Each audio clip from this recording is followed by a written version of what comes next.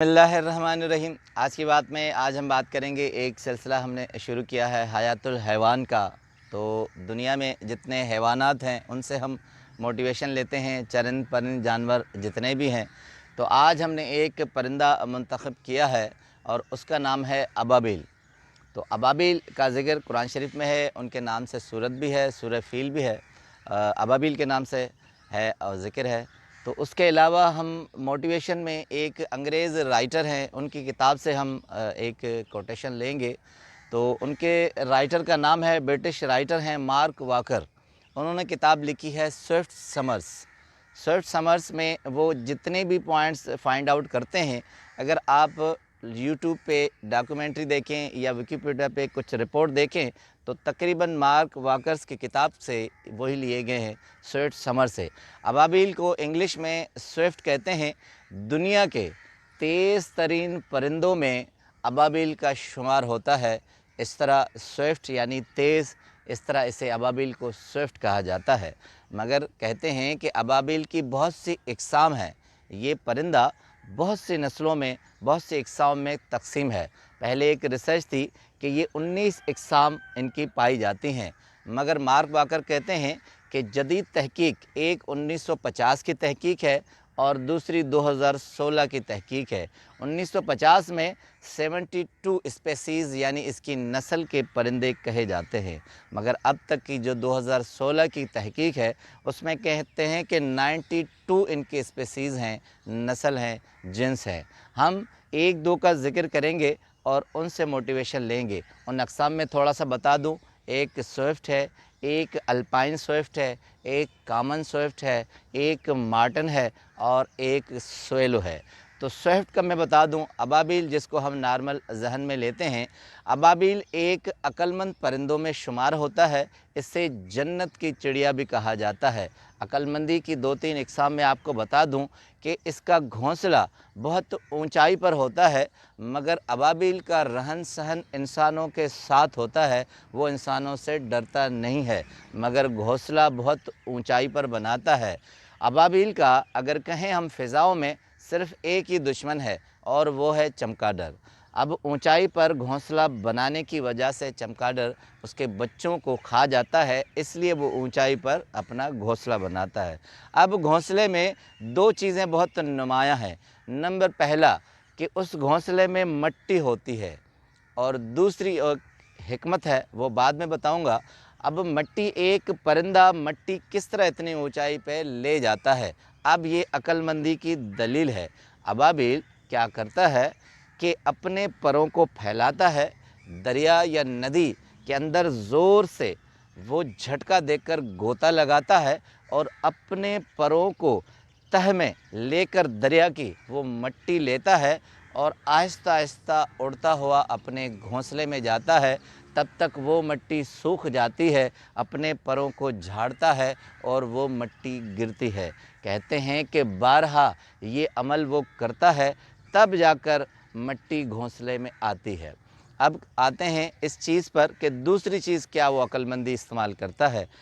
चमगादड़ चूँकि अजवाइन की खुशबू से दूर भागता है, इस वजह से क्या करता है कि वो अजवाइन की लकड़ी लेकर, अजवाइन के दाने होते हैं, मगर वो उनकी लकड़ी लेकर अपनी चोंच में अबाबिल अपने घोंसले में आता है और वो चमगादड़ उसकी खुशबू से करीब नहीं आता और उसके बच्चे बच जाते हैं। तो इस लिहाज से अक्लमंदी का तकाज़ा है कि वो अपने मुखालिफ और दुश्मन से अपने बच्चों को और ख़ुद को किस तरह बचाता है। उसका घोंसला मिट्टी और लकड़ी से लबरेज़ होता है। अब आते हैं कि अबाबिल की किस तरह इक़साम में किस तरह मैकेनिज़्म है।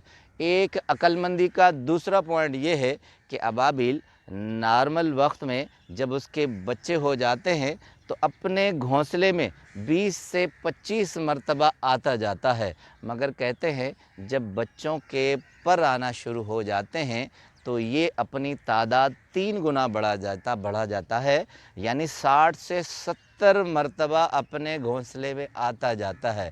अब उसकी रिसर्च जो हुई है कि कहते हैं अबाबिल के जब बच्चों के पर आने लगते हैं तो अबाबिल अपने बच्चों को उड़ने की सलाहियत اور ترکیب سکھانے کے لیے زیادہ اپنی آمد و رفت بڑھا دیتا ہے اور 60-70 مرتبہ آتا ہے اور ان کے پروں کو اچھل کود کر کے انہیں یہ ترکیب بتاتا ہے کہ اس طرح اڑا جا سکتا ہے۔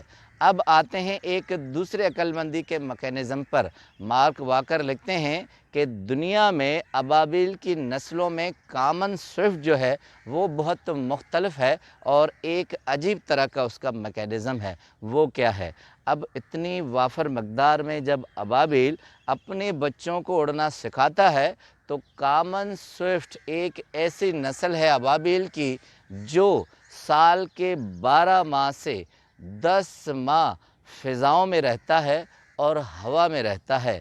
کہتے ہیں 20 سال اس کی اوسط عمر ہوتی ہے اور 5 لاکھ کلومیٹر کا مفاصلہ طے کرتا ہے، یعنی کہتے ہیں 90% وہ فضاؤں میں رہتا ہے، سال کے 12 ماہ سے 10 ماہ وہ اپنی ہوا میں رہتا ہے اور اڑتا ہے۔ اب چونکہ 10 ماہ رہنا فطرتی عمل ہے کہ اوڑھنا بچھونا سونا اس کا ہوا میں ہوتا ہے۔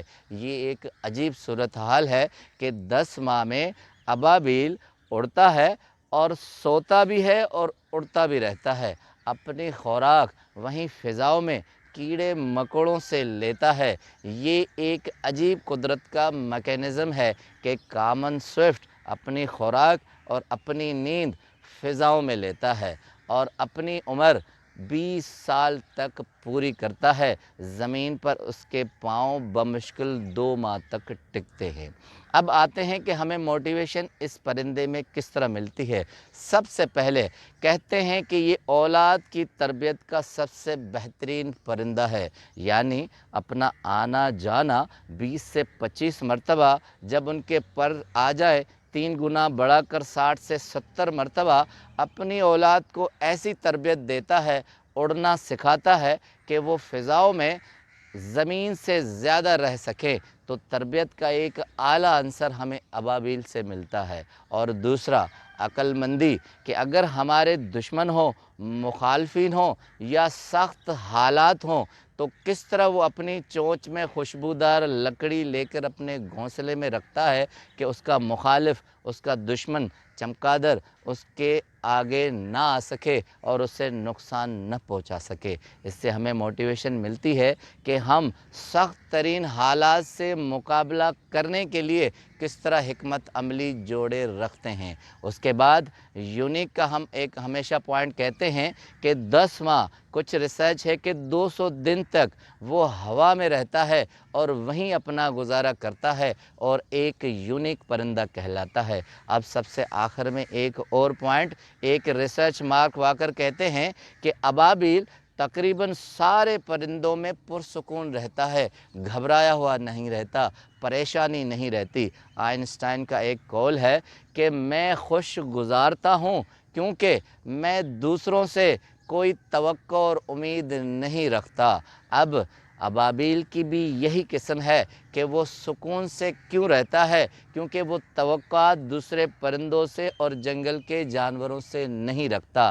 انسان کی بھی یہی کیفیت ہے، اگر توقعات کسی پہ نہ رکھے، کسی پہ ڈیپینڈیبل نہ ہو تو وہ خوش گزار سکتا ہے۔ عقل مندی، حکمت، اولاد کی تربیت اور سکون سے زندگی گزارنا ہم ابابیل سے سیکھ سکتے ہیں۔ آپ کا بہت بہت شکریہ۔